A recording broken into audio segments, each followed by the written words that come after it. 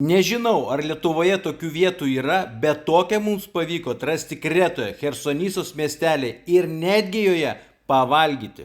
Jei ne vietinių rekomendacijos, vargu ar mes apie šią vietą būtumėm sužinoję. Nors Google paieškos sistemoje kavinės aprašyme buvo rašoma, kad kavinė atsidaro nuo 11 valandos, užėjus mums pusė 12 mums ramių balsų pasakė, kad mes dar nedirbame. Ir kad virtuvė dar mažiausiai pusę valandos gamins maistą, bet pasiūlė to pačiu prisėsti ir atsigerti gėrimų. Ta ir padarome. O laukdami, kol jie baigs gaminti patiekalus, stebėjome, kaip prie gretimo stalelio šeimininkas su draugu jau pietauja.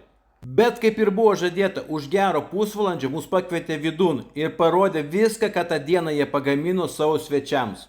Labiausiai norėjau paragauti tik iškeptos musaką. Nes kiek yra tekę valgyti musaką Graikijoje, ją visados patiekdavo pašildytą, bet ši tik iškepta musaka buvo visai kitokio skonio. Kaip vadinasi ši sriuba, nepasakysiu, bet gal ir gerai, nes su Katiniene nuvykę į Graikiją antrą kartą jos nebeužsakytume. Visiškai be jokių prieskonių, lęšių ir trintos mėsos sriuba.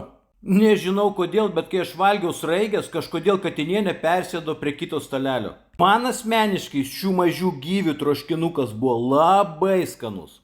Ta 30 euriukų už naminį maistą Kretos Chersonisos miestelyje.